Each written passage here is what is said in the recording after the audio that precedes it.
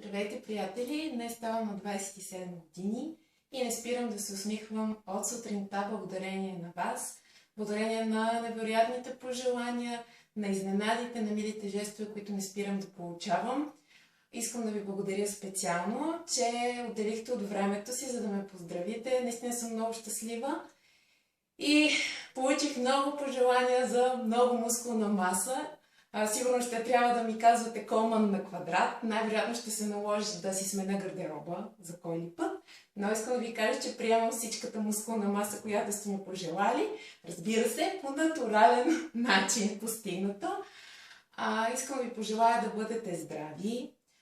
Винаги да търсите и да се стремите да поддържате своя баланс, защото аз последните години това го установих. Балансът е много важен, за да сме щастливи. Сега намираме се в кухнята и това не е случайно, защото по моя традиция искам да ви почерпя виртуално, като ви се отблагодаря за милите думи. Миналата година черпих с едни бомбонки с стаханни ядки. Тази година пак ще бъдат един вид бомбони, но малко по-лесни за приготвяне и не толкова калорични, но въпреки това много вкусни и ефектни. И представям ви бомбони от форми, които са пълнени с специална смес шоколадова. Правят се много лесно, буквално за 10 минути. Имате нужда за тази чиния, която виждате тук са 20 хапки. Имате нужда от 10 форми, 10 броя форми да са по-сочни с костилката. Имате нужда от един малък банан, около 80-100 грама.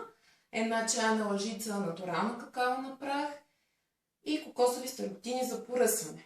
Формите се разрязват наполовина, костилката се премахва, бананът се пасира с какаото и след това нареждате половинките форми в чинията за поднасяне. С много малка лъжичка слагате от сместа пасирания банан и какаото и поръсвате с кокосови стърготини за разкош.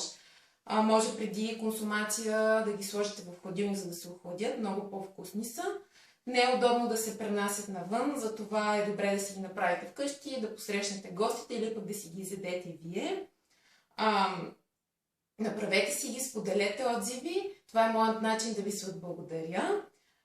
Тази и други рецепти може да следите в нашия раздел в BB Team.